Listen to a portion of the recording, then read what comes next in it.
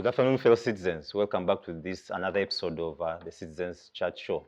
My name is Masesa Demiano, and of course, we have to take through a conversation on of course, the emerging crisis in uh, in Karamoja and the insecurities that are happening there. We've seen all this in news and elsewhere in this being discussed. So it's a discussion we are going to have, and to discuss this, I have my team of my panelists, the experts who are working there, the leaders who are there, but of course the other experts who are following this from almost at the national level. And on the panel, I'm joined by Honourable Moses Aleper.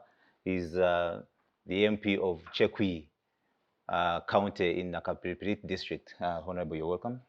Yeah, thank you, Damian, and good afternoon, viewers. Thank you, and thank you for honoring our invitation. Honorable. Pleasure. Yeah, and followed from the Honorable is now, before she left, she was Sarah Bireete, but now she's Dr. Sarah Bireete. Sarah, you're welcome. Thank you, Damien, and good afternoon, viewers. Yeah, and congratulations. Thank you. Thank you. Then from Sarah, we have the person that doesn't need so much mention, and the person who has done so much at the forefront of governance in Uganda, and from way back when he was still a young person till this age. Retired Colonel Dr. Kiiza Besigye, welcome. Thank you very much for having me again. So it's a great pleasure, and warm congratulations to Sarah for the great achievement of a doctorate. Yeah, thank you. And of course, the chat show today has two doctors. So it's a good thing for us today. And we will have a very interesting conversation from the doctors. And then the finally is Andrew Byaruhanga. Andrew is, he runs an organization, is executive director of Resource Rights Africa, but is also a graduate of Peace and Conflicts, but also works. He's been working with the UN for over 2 decades as a volunteer. Now with the artisan, and the mineral people there. You're doing some work with them, right? Thanks very much, Damian. Indeed, I'm honored to be on the panel with the head doctor, two doctors now today. And indeed, we are working in Karamoja with artisan and small-scale miners. And on a daily basis, we interact with the peace and security architecture in the region. So I'm glad that this space is offered to share some of the insights emerging from the field. Thank you very much, Andrew. And now the discussion today, the conversation will be on conflict and insecurity in Karamoja. Of course, with a view of understanding the history, nature, causes, consequences, and the manifestations of conflict and the insecurity in the region, as well as the impact on livelihoods and the development processes in there. But of course, like it is today is a Friday, and we will also lost one of our leaders, national leaders, the Speaker of Parliament, the Right Honourable Jacob Oulanyah. And on this day is when his final send-off is happening in Moro. And as the CivicSpaceTV, we shall have to take a moment of silence. But before we take a moment of silence, I need to invite my panelists to just take 30 seconds of on trying to tell us at least what they know about the legacy of the Right Honourable. I'll start with the MP currently. Yeah, thank you, Damian. Of course, as a current member of Parliament for Chekwii, I have closely to mention something about the late Right Honourable Jacob Oulanyah. What I can say is he had put emphasis in improving on the quality of debate in the House.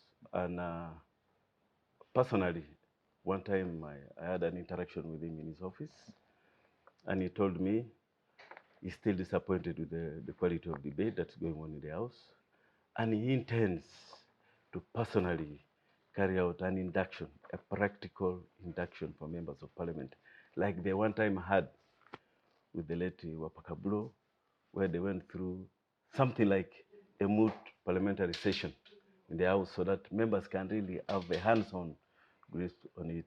So he was really committed to it. Unfortunately, it didn't come to pass the way he had said. But he's someone also who put a check on us. You wouldn't just have to request to talk in the house, because you know what he would ask you, what rule of procedure that you have gotten up to say something on. So he was outright there to make sure that the debate in that house is greatly improved. Yeah. Thank you very much. It will be remembered for that. Sarah, what you well, I never interacted personally with Jacob Olanya. Met him on 2 or 3 public occasions. So I have nothing really much to talk about him as in personal interactions. I only saw him as a leader, and through public lenses, he achieved what he could. He demonstrated an aspect of humility, but now his soul is in the hands of God, and I want to wish him a peaceful and eternal rest. Then, Kanu, you've been a national leader. I'm sure in one way or the other you must have passed cross lines at some point. What do you remember about him? Yes, actually not much. I have not had much opportunity to interact with the Honourable or the late Honourable Jacob Olanya, because when he came to Parliament, I had already left Parliament, and we have been operating in different spheres. But first, allow me to really once again send my heartfelt condolences to the family of the late Right Honourable Jacob Olanya, to the people of Omoro, to the communities of northern Uganda, and indeed to all Ugandans, on the loss of a leader in our country. Really,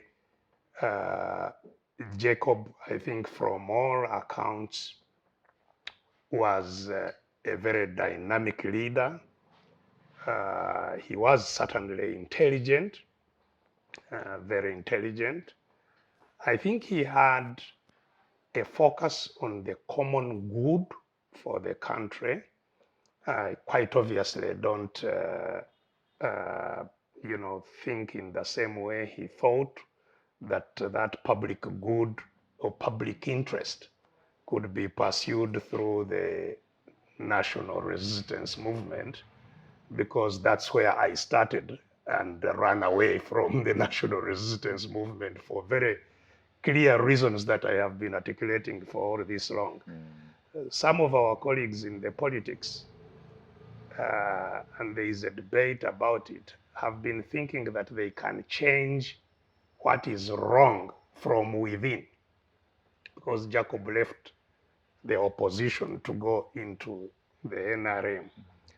I don't share that view, and I frankly think that anybody who makes that move makes an error of judgment, and therefore, here we are with this situation.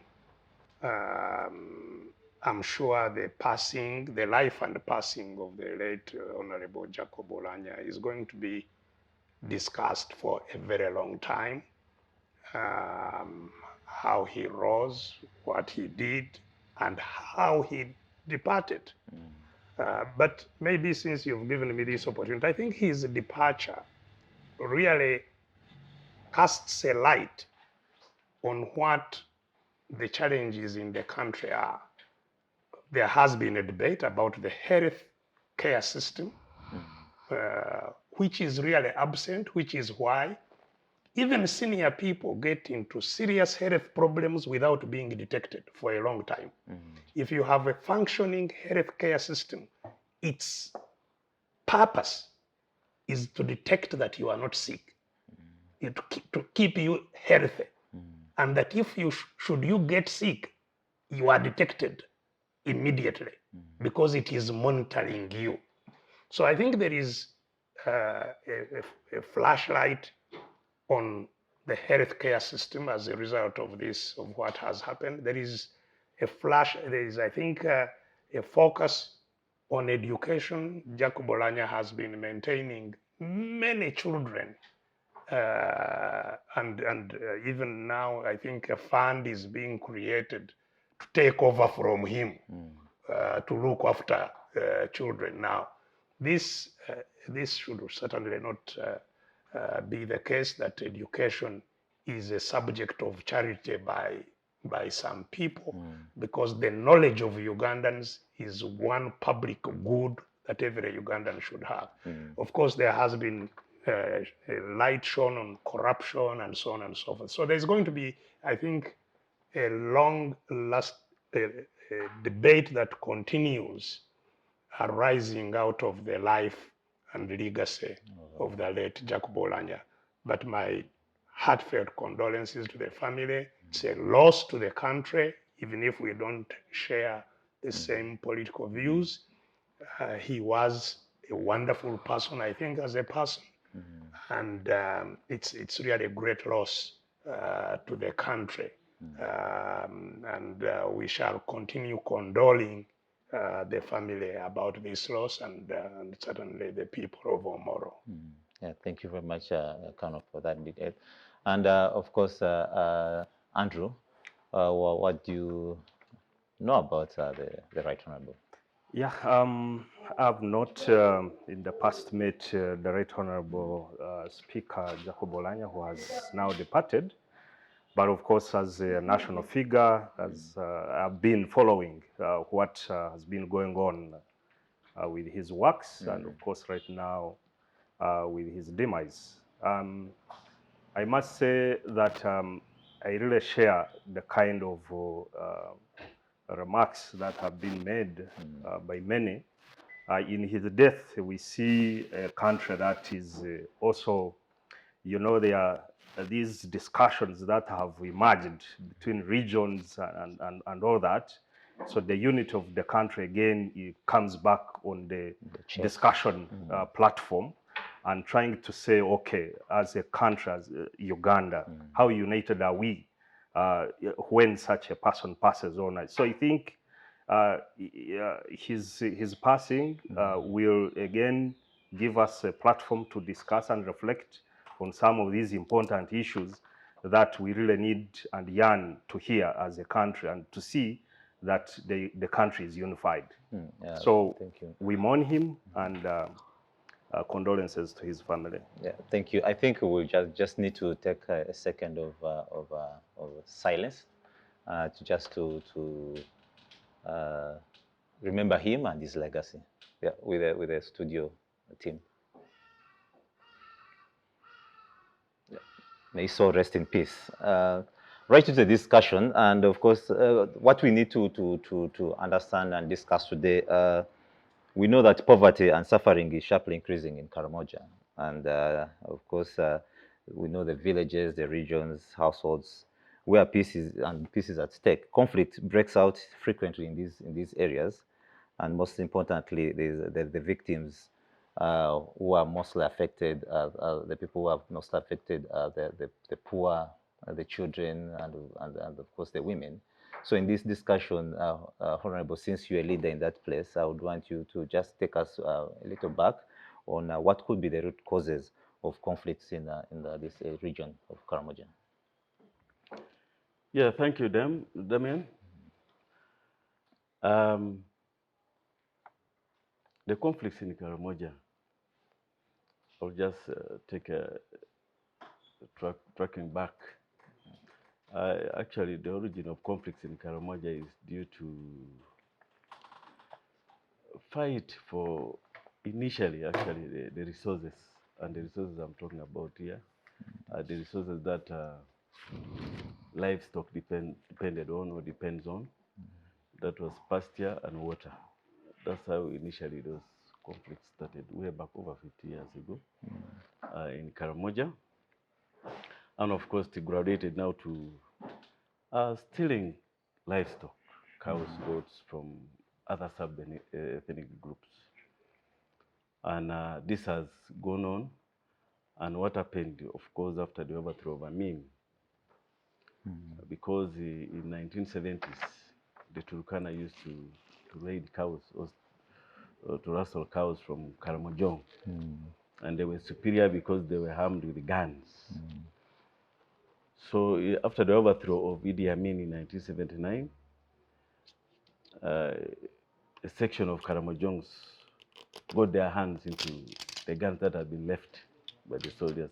If you remember what happened in that army barracks in Moroto, where the hammering was left open, and the locals just got in and helped themselves on the guns. And it was the community of the Matheniko who got hold of those guns and started plundering other parts of Uganda, I mean of Karamoja. So eventually, the other communities also acquired guns. And the only way you could secure your livestock was actually by owning a gun. And that actually heightened the conflicts that were there, and other various successive change in governments actually even reharmed Karamoja more and more until the disarmament actually occurred. So that's the litany on how actually the conflicts have been. But the center of this conflict is livestock. Yes. Interesting. I would want to possibly also invite on Kano. Kano, you being a national leader and being that in our off the camera conversation, you told us that you Chekwii is one of your areas. So I would want to bring you to the conversations of how is the socioeconomic organization of the people in the region, and of course, and how does this impact their internal relationships within Karamoja, first of all, but also as well as their relationships with the neighboring communities and both within Uganda, but of course with the outside places. Yes, thank you. And, yes, what I said that I am partly related to Karamoja is that my sister is married there in Chekwii. And so we have a home there and children and many relatives there. And so it's an area that I am interested in, even beyond the general politics. And I think the story of Karamoja is really a very, very sad story of failure of governance. I think that's the bottom line, that there has been a persistent failure of governance right from colonial times. You see, the purpose of government, in fact, why centralized authority arose within communities, was primarily for defense and security of the communities. That's why people would organize to live in communities and to have leadership of communities. It was primarily for security and defense of those communities. And therefore, if you have chronic insecurity of people and property, then it means that you have a failure of governance. Because that's the reason. You cannot have a government that does not provide security. And I think if the problems in Karamoja are to be sustainably resolved, that is where one needs to put an emphasis in understanding the failure of governance. First of all, Karamoja was inhabited by these pastoral communities that had strong traditional institutions, very strong traditional institutions with clan leadership, with a leadership of elders, network of leadership of elders that was very, very strong and highly respected. These traditional institutions have been destroyed. And artificial, some institutions that I think poorly relate to the lives of the people of the area have been cropped onto them. Alongside all that, you know, the people's values, because the traditional cultural institutions are they are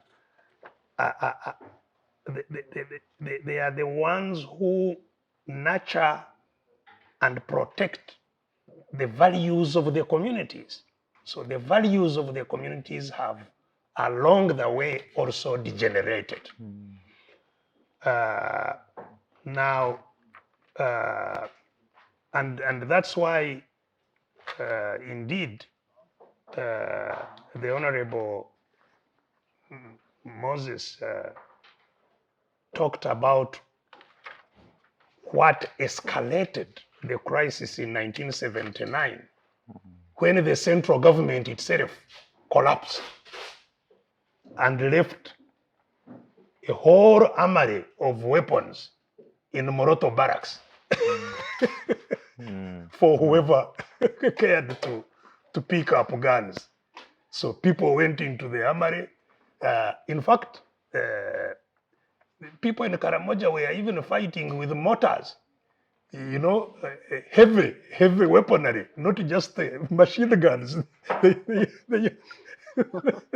They had even looted, you know, medium machine guns, heavy machine guns, mortars. How did they know how to operate them? There were some soldiers also. There are some soldiers who have come from those communities. Yeah. So eventually, you know, it became a highly militarized society.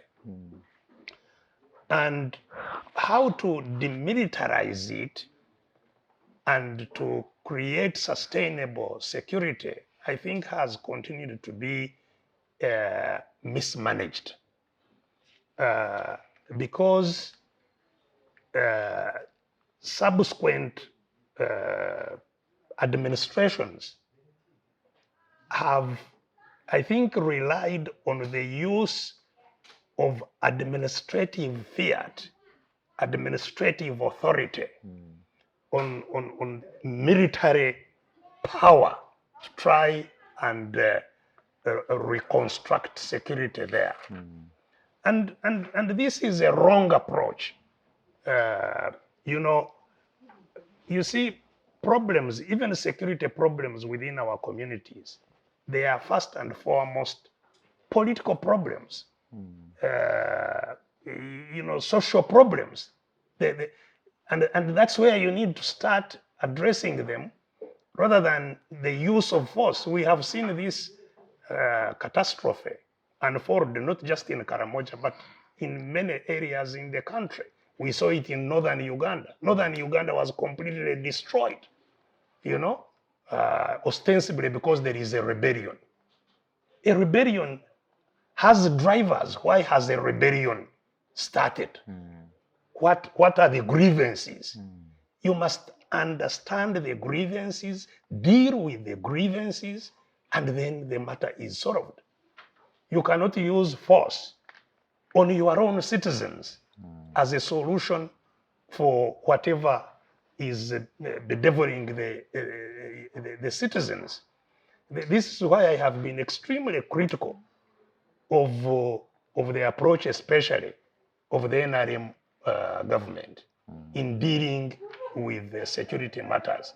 That's one area where, in fact, the NRM prides itself. We have ushered security. We have ushered in peace in the country. You can't usher peace by force. You can force peace, but that is, you can force absence of violence, but that's not peace. that it's simply absence of violence, but peace is not there. As soon as you are forced that is stopping that weekends, it will come back, because the grievances that were driving it, the factors that were driving that that insecurity have not gone away. You have not taken them away. Sure. And so that is, I think, the central failure in the Karamoja region. Now,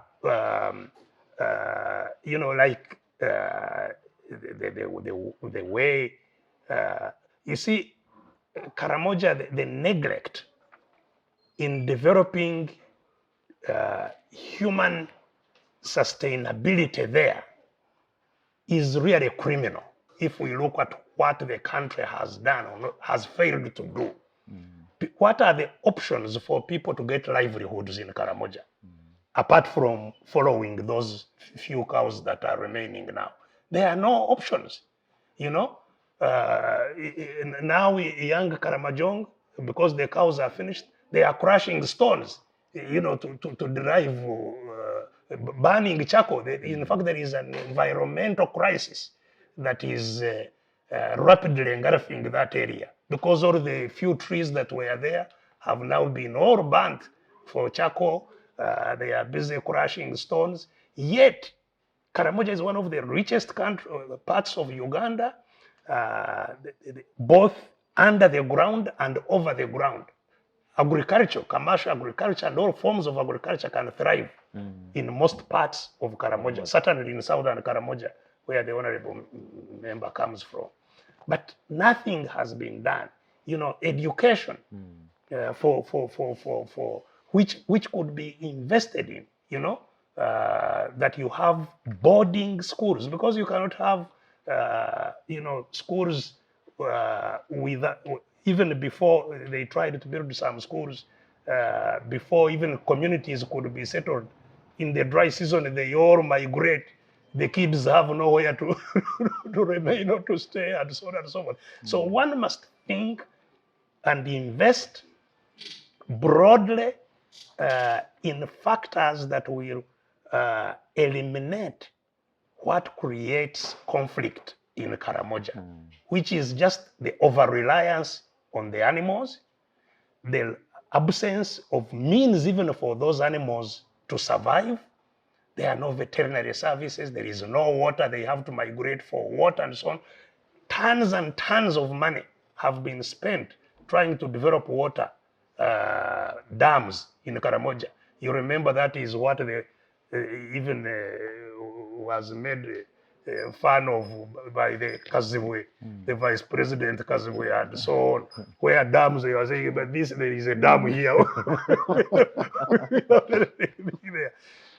Karamoja, if there was a real thorough plan to deal with that, and then of course one of the elements that also has to be dealt with is the regional dimension, because the neighbors of Karamoja are also pastoralists with similar problems. The Turkanas, the Topothas, the Dodoth, who also extend into Sudan, who are in Kenya, in Sudan. You know, that also needs to be done, and we have a framework for doing it, but I think not enough has been done.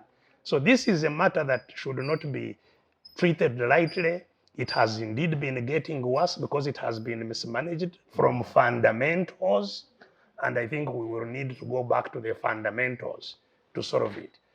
The mineral reserves, the mineral resources in Karamoja are a huge complicating factor, and the land, because Karamoja is like a country on its own in terms of size. 10%. Yes, it's like it's bigger than some countries. 28,000 yes, so that land, 23. with the pressure of the population in Uganda first, and the commercialization of land and so on, and the minerals there. So those resources, having very weak community structures to protect them and to use them, are now an attraction of all the predators that will want to come and take over those things. So even these operations, like the Honourable, I think, said, you'll find now there is that complication that even the raiding is commercialized. And that's why it cannot provide a solution, because the soldiers you send to do this work become part of the commercial network. If they either recover the animals, they will end up in the market somewhere, and therefore they have no motivation to end it. Or even they can themselves deploy guns to perpetuate it. So this is a very, very serious problem that has been mismanaged for decades, and that we need as a whole country. This is not a matter that should be left really to just the members of parliament of Karamoja. This is a national issue, a very, very serious national issue that needs to be handled. And it's a political problem, first and foremost. We must resolve the political problem of the country. Interesting, Kanu. Andrew, that's a quite detailed, more of a detailed introductions and accounts of what is happening around Karamoja. And you being a person who is directly operating in that area, Doctor talks about neglect, yeah, and it's more of it's deliberate, maybe because of what is now the reawakening, knowing that the place is rich with minerals, but also the land, quite a lot that he has talked about. And should we say that this is really a deliberate attempt by the powers that be to ensure that maybe possibly they benefit in one way or the other? Yeah, just like Doctor has put it, since colonial period, Karamoja was neglected. And even the post-colonial governments that came in, they did nothing. And as such, that defines the kind of interaction we are having with the people in Karamoja. Take a look at the issue he has talked about. When you look at the social infrastructure that should be in place, talk about education, talk about health services. In Karamoja, you go like to a place like Tapach, there is no secondary school in an entire sub-county.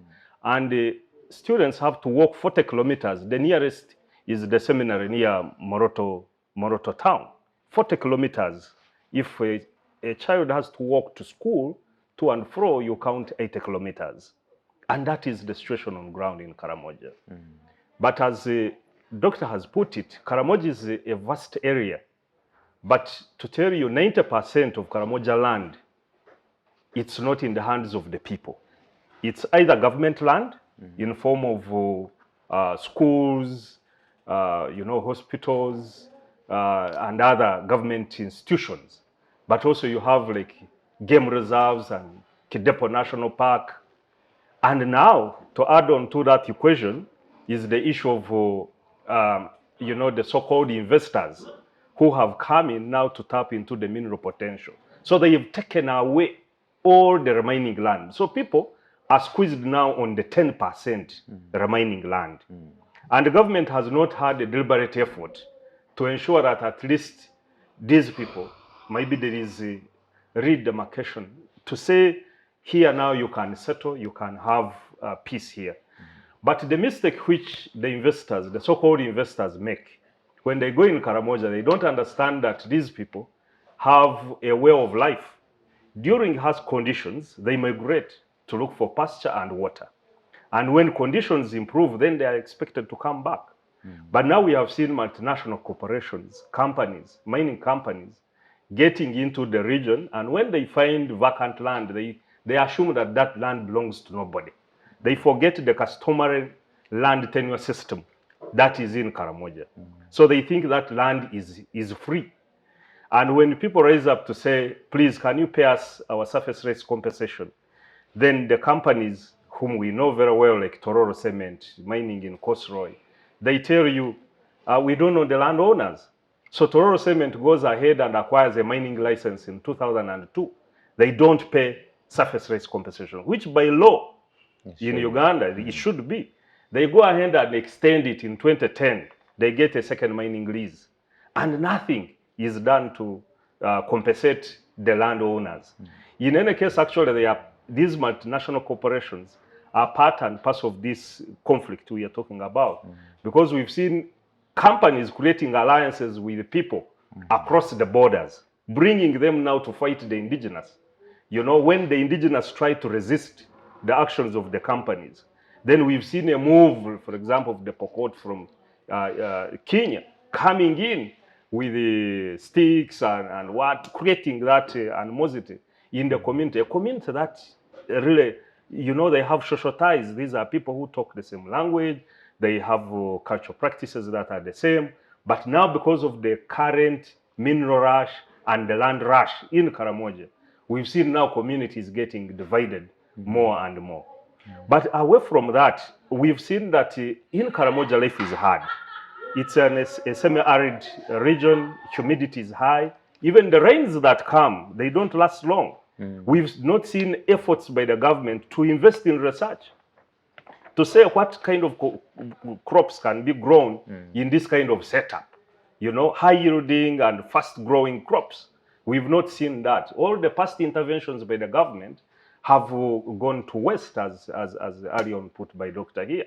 So there is no effort geared towards ensuring that there is sustainable livelihoods in the community. But as people have to survive, so how do they survive?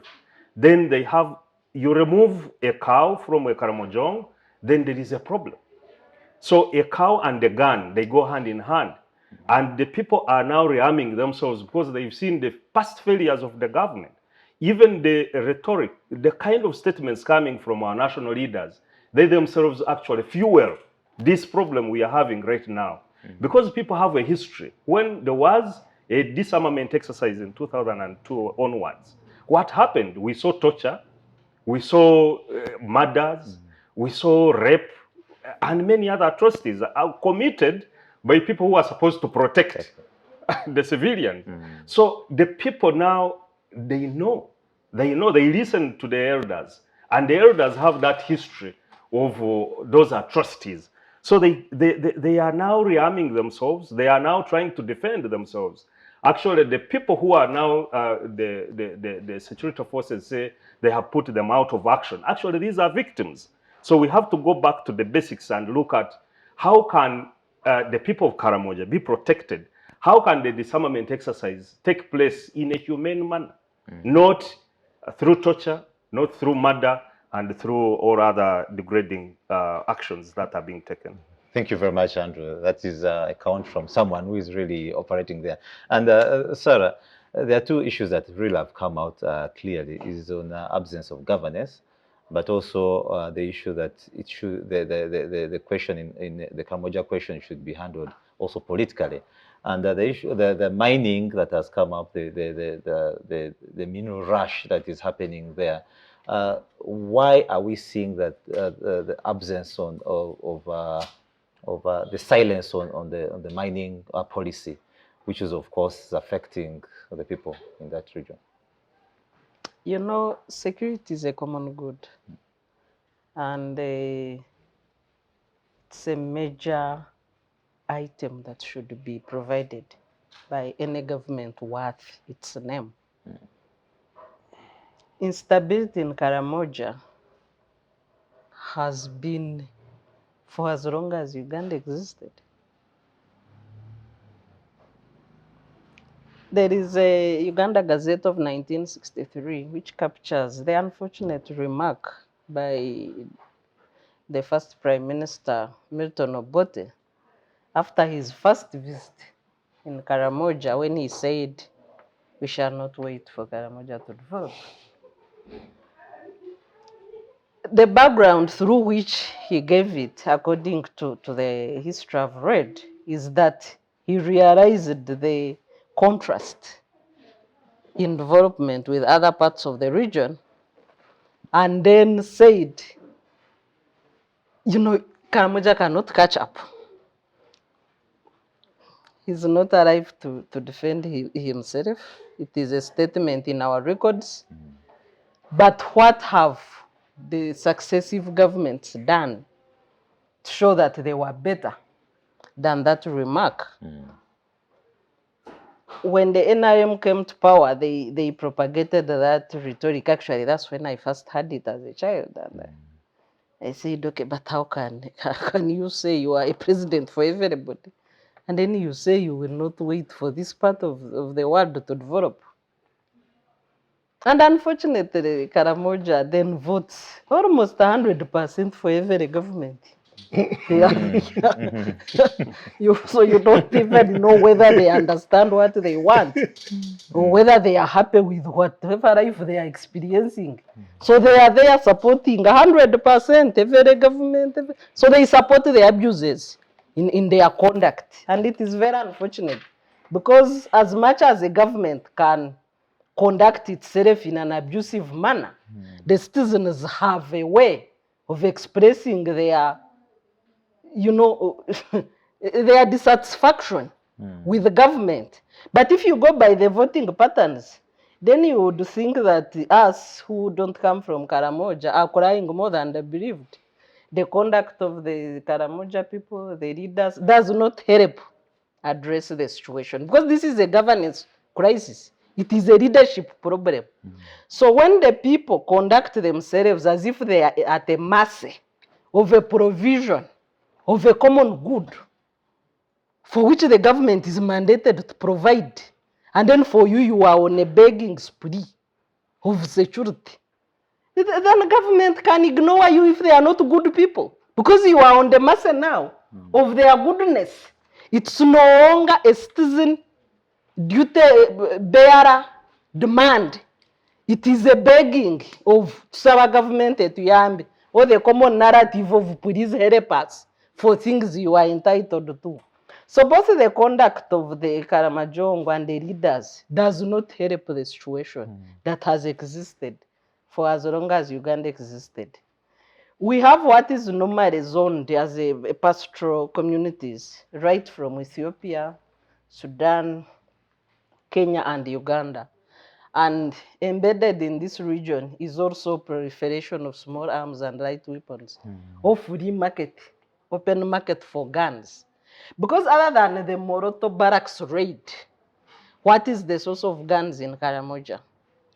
It's right from the cattle corridor, the nomad pastorist corridor in Ethiopia, Sudan. Then the situation is worsened by lawlessness in Somalia. So you can easily move, pick guns in Somalia, move in this corridor for pastorist communities, and you have not met government in these parts of the 4 countries. So there is an open market for guns. And when the disarmament that started in, I think after 2006, that massive disarmament, and I know there's a time the president camped in Karamoja to beef up the disarmament exercise, and people were bringing guns to him. But the joke was that a family with 3 guns just took 1 and kept the 2. So how effective that disarmament was, the Karamoja people know the truth. And at the, you know, you are telling people that give me your life or your means of livelihood and I will take care of you. But if I have 2 guns and I have hidden 1 in my bedroom, just confirm whether you are serious with your offer or not. What happened after the disarmament? Voluntary disarmament. Because there was the forceful that produced the negative human rights backlash. But again, the government did sensitization and did the voluntary disarmament, which went on for about 5 years. And many guns were collected in that disarmament exercise. But what did the government offer in exchange of people who are used to the life of a gun and a cow? What were the alternatives? So beyond disarmament, should have been serious resettlement skills and reintegration, so that the Karamojong can live like any other Ugandans in other parts of Uganda. I know that there are some farming skills, schemes, irrigation schemes, but to what extent have they been effective in providing an alternative livelihood for the people of Karamoja? And to what extent have we diversified the means of livelihood for the people? I know that behind the show we did talk about COVID. If you look at the economic situation of COVID, even people who are doing well, everybody has been affected negatively by COVID. Except the billionaires whom I see that they made money and they are not in Uganda, they made much billions during COVID. But the lives of ordinary people were negatively impacted on by COVID. And helplessness increased. So as much as we might want to write it off, you cannot have a lockdown of a country for 2 years and then have a spark of insecurity in a region, insecurity that is based on people's means of livelihood. And then you write off COVID as a non-issue. Because what has changed in the lives of these people, that they find it more urgent today to raid and sell cattle. What are they struggling to? They are struggling to put food on the table. And as long as we do not connect the dots properly as to what the causes of this spike of insecurity is, then we are likely not to find solutions. So my view is that the leaders of Karamoja, the citizens of Karamoja, are not beggars. They need to conduct themselves as citizens with rights and stop the begging spree and demand that the common good that applies to other Ugandans also applies to their people. But if they continue to put themselves at the mercy of the president, then they will be at his goodwill and he will act when he wants, not out of the mandate that he has. Thank you very much, Dr. Sarah. From then, we need to just have a very short break. Then we return. But this conversation is running live on our channel, CivicSpaceTV on YouTube. But please subscribe, be part of the conversation. But also on Twitter, on the hashtag #ChatShowUG, you can be there, put your comments, put your reactions, follow this conversation there. But also on CivicSpaceTV hashtag, and on Facebook, Instagram, all these channels, this conversation is happening there. Be part of this conversation. Let's see how we can do better for Karamoja. Let's return after the short break.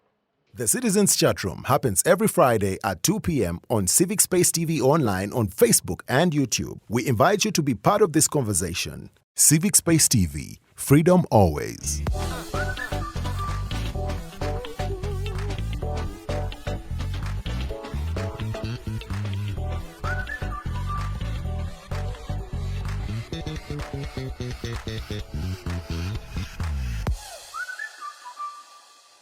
Welcome back from that short break, and of course, thank you for being a part of this conversation. Joined on the panel, I need to thank again my dear panelists for honoring our invitation, Honourable Aleper, Dr. Sarah Bireete, Dr. Chekwii Besigye, and Andrew Byaruhanga, who've been with us in the first session, and we're proceeding into the second part and the second segment of this conversation. And I need to start up here again with the Honourable. Honourable, what has come out from the first conversation? We've just seen that possibly the Karamoja question is the absence of governance. But then we need to ask a question, and Dr. Besigye said that these issues in that region need to be handled politically. It's a political question, more political question. So I need to ask, what role are leaders playing, you as the leaders, in management of the conflict and the insecurity in the region? Yeah, thank you, Damien, once again. And actually, I should say that I want to thank you for affording Karamoja an opportunity really to speak out on what is happening there. I will not again repeat of the situation that is there, but exactly what we have tried to do as leaders. We have given benefit of doubt, and I think we have used all the right processes that should be done. What we have done as the leaders of Karamoja is one, we have engaged the local people on peace initiatives. Because in 2019, that's when this issue picked up. And the problem was, government was saying these are isolated incidents. But by the time it came to mid-2000, it had really gotten to Wasa State. And for us, when we were elected, immediately we were elected before we were even sworn in, we moved in, we created what was called Karamoja Peace Caravan for the newly elected members of parliament. We moved across the region to assess the situation and talk to people. Our role was, let's find out what the issue is and find out the stakeholders at a local level so that we give the roles each should play, whether at LC1, LC2, sub-county, and the district level, and then other stakeholders other than within the local leadership, which we did. We met the army, we met the locals, and we said actually what roles should be done. And we told them to continue from there as we did. But the problem is, some stakeholders, and I want to be specific, especially government, downplays the situation in Karamoja, saying it is under control. These are isolated cases. And by the time we're ending 2021, the station was completely out of hand. The whole of Karamoja was burning. There was no sub-county that was safe anymore from cattle rustling. So what we did still after that was we engaged the security, and we told them the problem could be with the commanders. Why aren't they really helping? But we realized the issue was, much as we're blaming commanders, one of the critical gap was the army had actually withdrawn, and they were very thin on the ground. Why we needed the army there? It was really to place themselves in locations which would actually undermine the cattle rustling. And we had requested for the presence of the army in livestock holding areas. These are pastoral areas and water collection points. But that wasn't listened to. After that, we engaged His Excellency the President. We had a meeting in Morulinga. And we agreed on a few things. One of the few things we agreed was they must increase the number of UPDF in the region. They should increase the number of anti-stock theft unit forces. That's that arm of police that deals with the tracking of stolen animals. And then also the normal traditional police so that they can keep law and order in the place. We also said there is need for equipment to be there. We agreed on that. And then we also requested that they should actually facilitate intelligence, because that required intelligence-led disarmament, when they said the disarmament was actually launched. So, Honorable, in that case, why do you think that that is over-militarizing the place? Why the region? Why don't you have these issues handled with your people, the people that elected you, have a common way, or have programs and processes for which will really bring back the peace that you need in that area? Because it's your area. The people who are fighting are really your people. These are the people that elect you. Why don't you involve them, engage them, and you're running to the president to offer military that will later again torture the people, then the human rights issues will rise up again. Then what happens? Yeah, I think if you listen carefully, what I was saying was the station had gone out of hand. There was an increase in armament in Karamoja. And the only way was actually to put this at bay was guarding places where these arms would be used against the people. That's why we wanted to secure the livestock, because these arms were actually acquired to steal livestock. So we said the problem now is when livestock is stolen and you track, we found that it has left the region. How does it live? It lives through trucks. So we found that there were collaborators within some leadership, the local leadership, within the army or the forces themselves. Because when we sat down and we agreed that there should be no movement of livestock in the night, because that's where most of it used to move, still it continued moving. But these are roads. The trucks don't pass the bush, they pass the roads. And these roads have roadblocks, which are manned by the army and police. So how are these cattle going through? That's why actually we were faulting. We felt that actually the army, the police was an accomplice. So that's why we faulted them. Now, why we still wanted to meet the leadership is after carrying out that meeting, and we agreed on a few things. We requested to carry out an audit of these interventions, and we have realized actually the interventions are not yielding. Why? They have still not availed us adequate presence of the army there. 2, livestock is still moving in the night. What is the problem? Then 3, the people have requested for the overhaul of the army leadership in the region, because they feel that must be the problem. And these have not yet been effected. That's what we wanted to engage them for. But what I want really to say is understanding of Karamoja has actually failed with most people who go there. And I think the reason is I think there's no commitment for those who are really interested in doing something in Karamoja. Because really the learning curve cannot be this long to understand a place. Like we have told them that these warriors, when they go to raid, their pattern is so predictable that if you pursue them in this way, if you located yourself in this way, you can actually get them. That's why if someone serious was there, this thing would be actually a story. But that's just a stopgap measure. But there is definitely a longer way to sustain peace in Karamoja. I need to bring in Kano. Kano, was it so early for the people to, especially the leaders and the other people, to celebrate when government pronounced itself on finishing the disarmament process?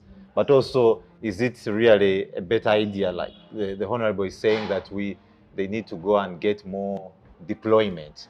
Is that more sustainable for more army presence into the area? Well, I really do not think that there was celebration. In fact, the pain, as I have said, as I know it, in Karamoja has never subsided. I told you that people who are crushing stones for survival that had been depending on other forms of wealth cannot be in a celebratory mood. Or those that are burning charcoal or that are hungry, the hunger in Karamoja has never abated, you know. Yes, this is why I said that even when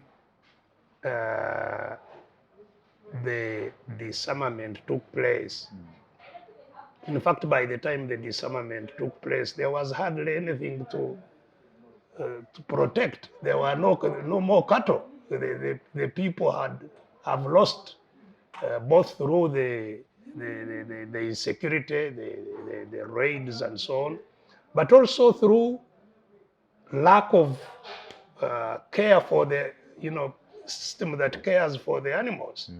You know, the veterinary services that are necessary to maintain the health of animals. So the failure, you see, the failure, the structural failure within the region of Karamoja, which in many ways, of course, extends in different forms throughout the country. The failure to focus on the quality of the people and what affects the quality of the people is one that must be urgently tackled, and that the militarization which we have been talking about can only help if it is part of a broader, well-structured, well-financed program that can be implemented to offer lasting solution. Otherwise, you cannot put soldiers there to guard kraals forever. You must have a a program that will afford. So what should be guarded in essence is just the borders. If we cannot influence our neighbors to have similar programs that pacifies sustainably their own areas, we would be concerned about cross-border activity. Yes. But within the borders of Uganda, there must be programs that ensure livelihoods for the people, that ensure, so the security we are talking about should not just be the physical security of people be losing their lives or whatever, but social security. What social security programs are there in place for people to have good lives, that they have food, whatever, they have food security, they have security of their health, which is what we are talking about. What health programs are there, that they have security through the increase of knowledge in the area, that there are education programs of whatever nature that relate to the situation in the region. The governance, that you have effective governance structures, and this is why I was talking about governance that relates to the communities. Yes. Because you can have governance structures that are ectopic, that are not quite applicable to the situation that you are trying to govern, which is why I was talking about the importance of the traditional institutions that were in these areas, that were very important, that were critical, that have been undermined and weakened and crushed, and then you have all these traders that are called LCs or what, that they are the ones who are who are now governing these societies. So that is what needs to be focused on. This whole celebration I see sometimes on the part of government, we have paved the road from Soroti to Moroto. For whose benefit? Because you see, a road can be beneficial or it can actually be harmful. The British, when they made the railway line to Kasese, it was not to help the people along the railway line or to help the people in Kasese to come to Kampala. It was to extract the wealth. In fact, to cause people in Kasese a lot of damage to their environment and use their free labor to dig up all the copper, and they transport it along the railway line to go. So there is a road now into Karamoja to exploit Karamoja, not to add value. Not to because the people have no capacity, they have no competencies to gain from the road.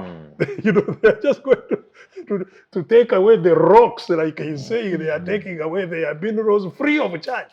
There is nothing remaining in place of the rocks that are the lime rocks that are being taken, and all the other gold and all these things. So what must be focused on, and especially by the leaders, the local leaders indeed, is that there have to be programs. And I entirely agree with Sarah that this is not a matter for begging. This must be a matter for asserting the will of the people, saying this is the bottom line. This must be done, and we shall not accept less. And we shall not allow you to come and do this, and enforce the will of the people. Stand with the people to enforce their will, to have things that are happening in the interest of the people. What has regrettably been the case, in fact, right from, again, colonial times, is local leaders helping those with power to advance the interests of those with the power while soothing the, the locals so that it happens without a lot of headache to those who are benefiting out of the situation. That I think is something that must change. And I am glad. I heard, there is an MP, I think, whom I heard, I don't still remember his name, but I heard an MP making a very strong statement saying, that we cannot allow this to continue. We will now start thinking about how we take charge of this situation. And this is why I was saying that some of the people, who run into NRM without knowing the agenda and the disaster that NRM has created in this country, will not even appreciate that such a voice which comes up becomes endangered. And and some of the NRM leaders that die are people that project the interest of the people while believing that they are in an organization that is similarly interested. Not knowing that they are being seen now within their own organization as inimical.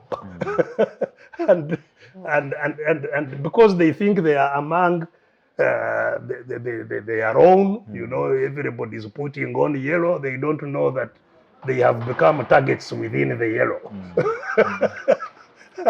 and they end up, getting in trouble because they are not protecting themselves against what is around them. So we have a very, very serious problem, as I have said. Right now, I think, really the leaders, because what comes through in terms of the human rights abuses that are going on, and we believe it is General Muhoozi carrying out his threat, because he wrote publicly that, they have killed some people. They are now going to see the full wrath of the UPDF. And it seems that wrath is indeed unfolding in very, very worrisome ways.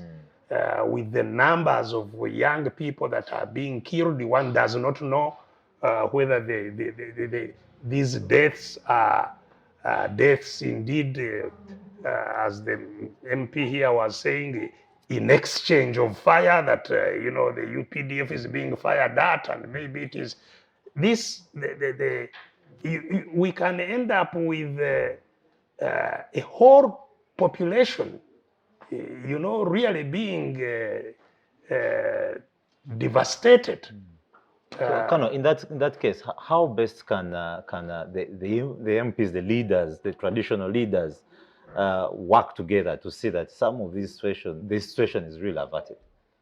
Yeah, so this is why I was saying that, the whole question of how the sustainable peace will be procured in Karamoja needs to be engaged with in a much deeper and urgent sense. It should not be just a question of the military mapping out operations and going. I think the political leaders, the elders in Karamoja, the other institutions, whether they are religious institutions or whatever, I think they need to really get in place and have a comprehensive program that will not only talk about a peace returning, but a sustainable peace that solves what triggers what we are seeing. Otherwise, just using force to create lack of anybody shooting at another is very unsustainable. It can only achieve temporary results, and it it can be devastating even to achieve that. Because as I have said, we are talking about young people who have almost nothing to lose. You know, it's they have nothing to fall back to. They have, so they can do anything, and so really a comprehensive program should be urgently developed by all the stakeholders, and the deployment of the military should only follow that kind of a program. But in the meantime, I think what is critical is that the borders must be secured, because that is an unavoidable mandate of anybody who claims to have the responsibility of the state. You cannot take our forces to Somalia to guard Somalis. You cannot take our forces to Congo that you want to pacify Congo and I don't know what, when people inside the country are being killed at a rate that we are seeing in the country. In fact, even as all this is happening, I think the leaders of Karamoja, and that's I think in the direction that Sarah was advancing, must make urgent demands and cause censure of government to happen. They should be moving censure motions in parliament over the crisis in Karamoja. You cannot claim to be a minister of defense, I don't know what, of security, with the catastrophe that is unfolding. The dead bodies scattered all over the place. The Ugandans. Of Ugandans. Because you removed forces, as we have had. Forces that were guarding the area were removed and taken to Somalia. And you leave your own people to be massacred. This is a matter over which, if we had really a serious government, government should fall. There should be a change. You know, if we were in a democratic system, you cannot continue masquerading as a head of state, as a minister of this, minister of that, when there is such a crisis in the country. So that's what I think the current leaders of Karamoja, or the members, are they 26 members of parliament in Karamoja, regardless of which party they are in, they must be making very concrete demands. Censure motions should be moving in parliament. And that's why, you know, and I think the whole country should support them to make sure that there is urgent and comprehensive resolution of these problems. Thank you very much. And of course, that really brings in some strategy for you to use from here. And Andrew, yes, now we are learning that apart from the cattle and being pastoralists, there's also the aspect of minerals that are coming up, and this is one of the areas you're really operating. How far have you pushed in ensuring that possibly the mining laws are well put in place? And because then, of course, at that level, but also nationally, is there anything that is being done to that level? Because the people who are the Karamojongs who are in those mines, and they're really being affected heavily. Thanks very much. I think the beginning point is to know that Karamoja is a rich area, well endowed with over 50 different kind of precious minerals. And we are really talking about minerals that can fire this country to another level if well managed, of course. And but what is quite appalling, the appalling situation in Karamoja is that the people who were disarmed in the previous disarmament programs and others voluntarily returned their guns, they are now destitute in these mining sites. So you go, you find this reformed warrior now breaking a lorry of limestone, which takes like for a month, and is paid a peanut of 170. The highest is 210.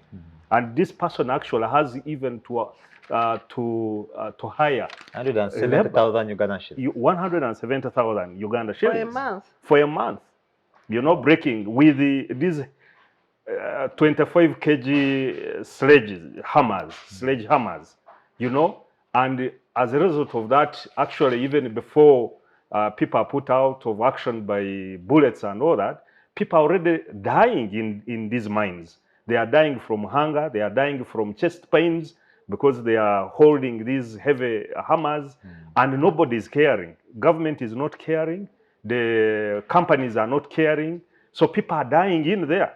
So currently, of course, as we know, a lot of minerals, marble, gold, limestone, is leaving Karamoja. And there is no way bridge to determine exactly how much of the minerals are leaving Karamoja. So that means even central government itself is losing in terms of royalties, because now we have to depend on the returns that are given by the multinational corporations to determine how much should come to national coffers. Local governments are losing, and of course the locals in terms of royalties are missing. So currently the 2003 Mining Act is of course not meeting the needs of such a community in Karamoja, because first of all, even the royalty percentages in there are quite low. When you tell me as a landlord, as a landowner, that I will get 3%, the first question is 3% of what? But even that 3%, does it come from the center here to reach down the ground? Our findings have indicated that all this money is lost midway through corruption, of course.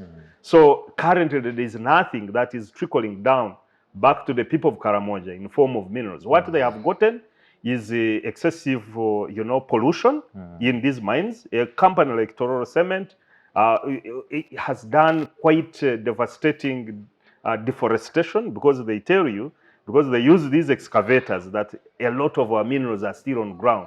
So we cannot plant more trees because our minerals, our wealth is still there. So there is totally nothing. You go to Kosroy, the land is bare. Over 300 hectares of land has been destroyed by just a single company like this. People are getting contaminated water by use of mercury. You wonder in this country where mercury, how is it getting to Karamoja? You know, now the animals take this water, the people take this water, and Karamoja is a water catchment area for Lake Kyoga Basin. So this water eventually it will reach Lake Kyoga. The fish we consume from that particular lake automatically will be contaminated with mercury, and we don't know where we are heading to as a country, and nobody cares. But look at now, you talk about this mining law vis-a-vis the people of Karamoja. Were they, Honorable here knows very well, were they consulted to have their input into it? The president moved, we hear, he said within 2 weeks, members of parliament, you should pass this law. Right now, it's an act of parliament. The president, after receiving it, sat on it. He has not assented to it. And we wonder why that rush was there, such that the people can have, be consulted, they have their information in there. So it's quite an appalling situation. But also now we are seeing that the militarization of the mining sites, because the creation of the Mineral Protection Police, which was meant also to help in solving some of the issues that are emanating from mining conflicts. These guys have ended up also into mining themselves instead of protecting the assets and the lives of the people in these mining sites. That's why you hear that some mining sites like Nakabat, Lolungu, and others have been taken over by armed people whom we don't know. Why? Because of lack of security. And as such, these people, if they turn into mining, then they forget their cardinal role why they are put in place. Then that creates an appalling situation for the people of Karamoja. Lastly, the people of Karamoja, the biggest challenge is lack of food.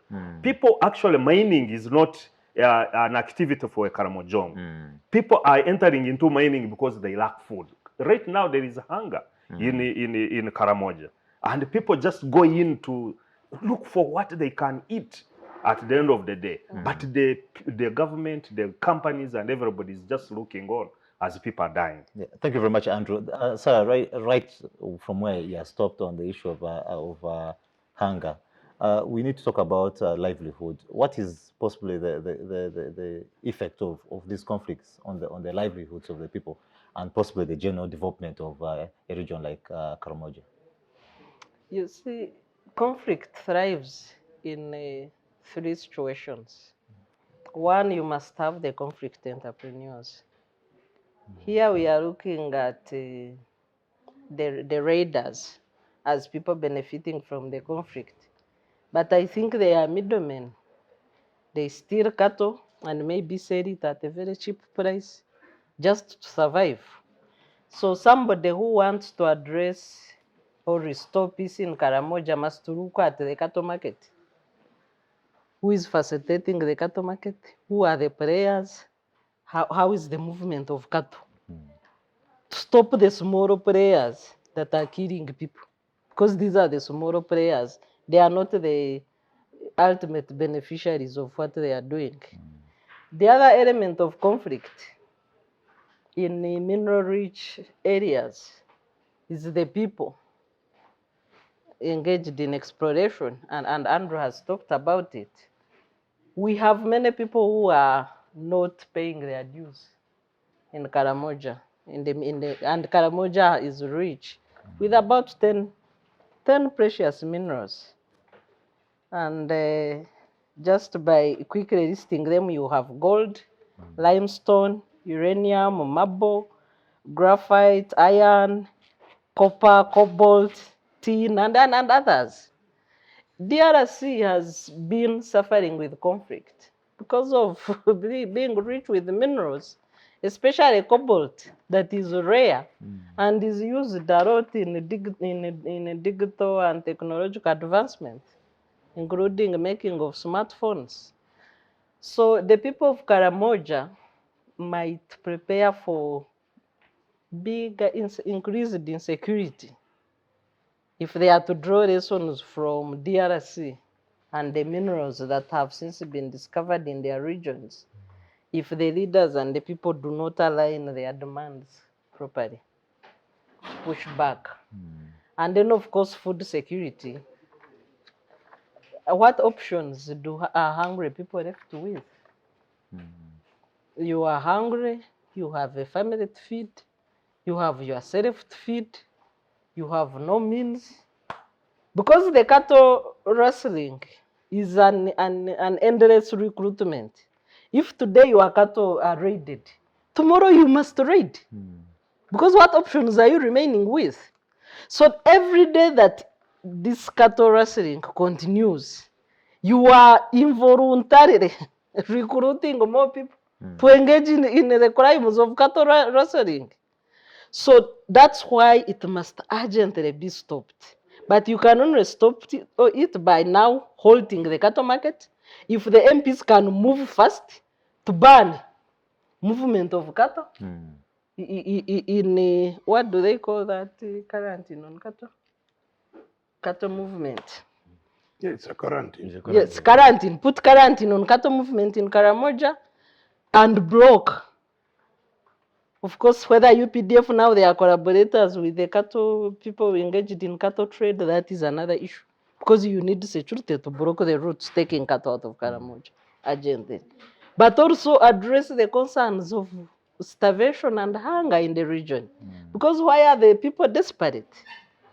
You know how the Karamojong traditionally take all their meals from cattle, those who depend on cattle, but also the dry season that is affecting the little cultivation and agriculture that has been going on in the region. I don't know how effective irrigation is in the area. The MP can tell us whether irrigation is functional there, whether you have measures to mitigate the dry season and ensure food security. So these are the measures that should be in place. But urgent action should be demand-driven, not begging-driven. Thank you very much, Sarah. And of course, our time is fast spent. The producers say that we have less time here. I need to give each one of us 1 minute just for the way forward, for possible the livelihood of the people and the general security of Karamoja. Starting with the Honourable here. Yeah, thank you. I just want to say that the situation right now is like the house is burning. And there are certain things that must be done fast. Excuse me. So ours is let's first halt this escalating conflict that is ongoing. That's why at the moment we are limiting ourselves to that insecurity, the armed conflicts, cultural rustling, etc. So that's the big elephant in the house for us now. We definitely know there are other challenges. But how can it be done? Yeah, I've told you, like you have even mentioned, some of you have mentioned, this next meeting we shall have with the government is one, we want them to stop, to immediately secure the borders, because that's where actually the arms are coming. We are talking of the border with South Sudan, the border with Kenya in Turkana, and also Pokot. And how can it be secured? By availing adequate force along the border. Two, we want the engagement of the disarmament that is ongoing now, of both the army and the local leadership. Because currently the local leadership has not been involved. That's why it becomes so alien. In fact, the last meeting we had with the army leadership, that's the Minister of Defense and the CDF, the question we asked is, when is the disarmament starting? Because what is ongoing now to weak Karamoja, it is not disarmament. There's no disarmament going. We don't feel it. That's why the situation is escalating, because it's not it's not ongoing. Then, once this is done, then we can now think for the rest of the interventions. We can look at other things. What are we saying? For example, when we forward? Yes, the way forward is what livelihood can actually sustain. What will be the measures to sustain this peace? We shall definitely have to put structures in place within the communities, the sub-ethnic groups, where there will be interactions. Because one way we can actually enhance it is through the shared resources like pasture and water, which we want the government to put major water sources like dams, where you find two communities of possibly Matheniko and Gia sharing, that will enhance their coexistence. Maybe Pokot and the Pian. So that will bring them together, and actually that interaction will drive them away from the animosity that keeping them safe. No, actually, even this distances between the communities has been actually enhancing this insecurity. So we want those interventions of provision of water for both livestock and, of course, human beings. Then we were thinking in the very long term, which we have actually proposed to government, that,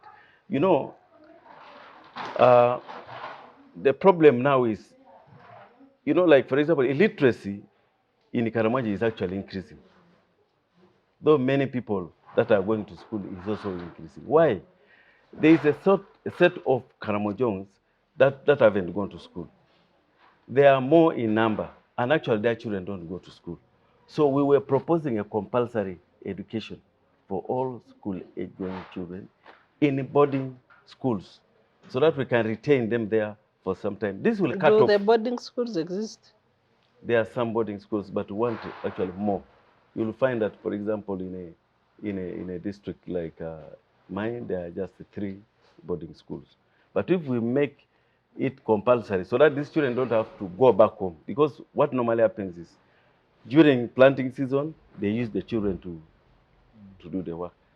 You scaring of birds, children pull out of school. So the dropout rate is actually. So we want to create a station that actually can cut off the falling back of children, the dropout rate in Karamoja. And we believe that if that is done in another 10 minutes, in another 10 years, that can actually cut off, and actually this rustling will. Yeah, thank you very much, Honourable. Sarah, as we move.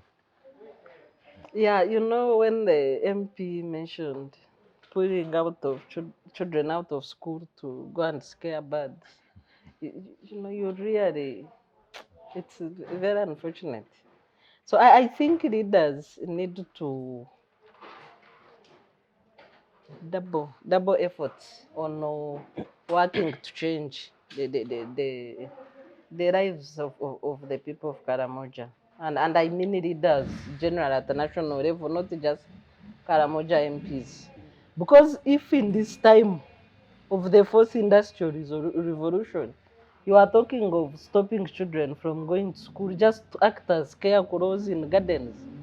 So I think we need really maybe to have like a conference on Karamoja, national conference on Karamoja, but it depends on how leaders also propagate their issues. Because not everybody really understands the detail of what people go through. But we need to say, look, we are all Ugandans. This is NDP3 that you are implementing. This is the manifesto, but Karamoja is here, under the table. How can we first get to the table? But once you keep there also dancing to the tunes of leaders and begging, things will not change. Because I think as much as insecurity is bad, but take the opportunity to address short-term, medium-term, and long-term problems of the people, to bring them at the same footing with the rest of Ugandans. Education, you demand affirmative action. Demand affirmative action, which is provided for in the Constitution. The issue of schools, just to go and get a motion under the Constitution which provides for equitable development of all regions of Uganda. Say that my region under ABC is not at the same region, and you have data from you, boss, and say, we demand affirmative action in this budget. Can you give us a 3-year budget affirmative action for Karamoja, provide ABC? So that you stop being under the concept of small masses. Before leaders, we are looking for leaders to discuss this. Leave this concept of small masses. Demand for comprehensive development of Karamoja as a region. Thank you very much, sir, on that one. Doctor?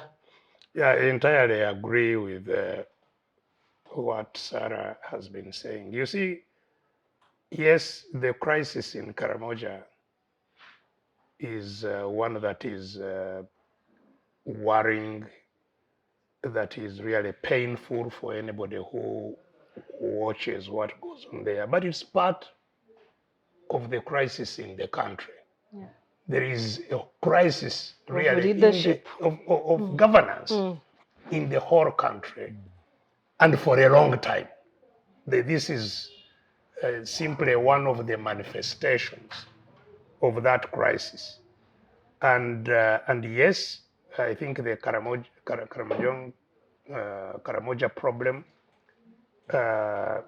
requires much more urgent and intense attention. Yeah. You know, when you see the trafficking is not only in cows, they even traffic children yes, who are on our streets here and so on. Now, this must be engaged with robustly and brought to an end. And the leaders, you see, you cannot, even for the whole country, we cannot look for solutions on the people who created the problem in the first place. It can't happen. You know? It's the bad leadership that has put us where we are. This problem will not be solved by the leaders that we are, going to visit the leaders. We are waiting for them to come. They will not solve this problem. We must create a movement of people. The solutions must be people-led. Because what is needed in the country is a revolution. In fact, the leaders are the problem. we must, unless we realize that this is the problem and we must change this, we will be dancing around the same problem and lamenting for a very, very long time. So this is a matter of really taking the bull by the horns and by the people and changing the situation as a whole. Yes, in Karamoja, my friend who is seated here needs to really get into folding sleeves and leading the people of Karamoja to demand what is theirs and to make sure that it comes. And I entirely agree with Sarah. You must stop the asking and the begging idea, especially begging the problem creators. The ones whom we should be herding to jail and to so that we solve the problem of the country. Thank you very much, Doctor. And finally, Andrew. Yeah, thanks very much, moderator. Of course, after hearing from Doctor, he summarizes the whole what we should do. But just to conclude, the state in Karamoja is seen just like any other rider. So when government is going in to say they are going to solve the issue of Karamoja, they themselves, they are the ones plundering Karamoja in terms of cattle, in terms of land, in terms of minerals. So actually the phrase now in Karamoja, and Honorable, you agree with me, the Karamojong, the common Karamojong will tell you, the gun was not bad, but it was misused. And that phrase is quite deep entrenched to say, okay, I surrendered my gun. Now where is my security? Where is my livelihood? Where are the services where is the peace at the end of the day? So I think until we go back to those fundamentals, then we are not going to solve the issues of Karamoja. The solutions should be seen in a holistic manner, just like Doctor and other people said. And as leaders of Karamoja, you should look at what comes first. Is it the chicken or the egg? Now, when you are talking about forceful disarmament, I tell you, the problems of Karamoja, they need, first of all, to look at what are those needs of the people? Are they met?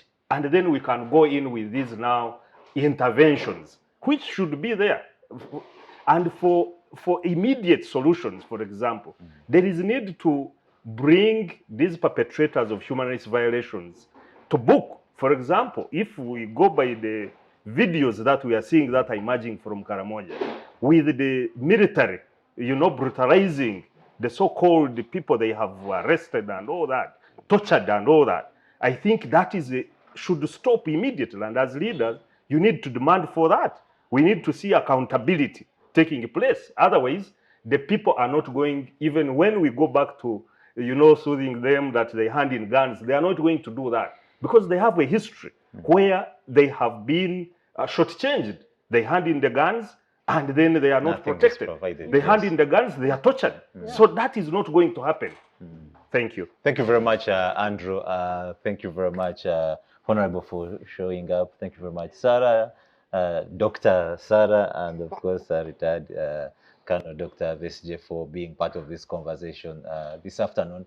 And also to our viewers out there, thank you very much for being a part of this conversation and always following through these conversations every Friday as we hear the CivicSpaceTV. Please follow the conversation. It's on YouTube, CivicSpaceTV. Like, subscribe to the channel, put your comments there.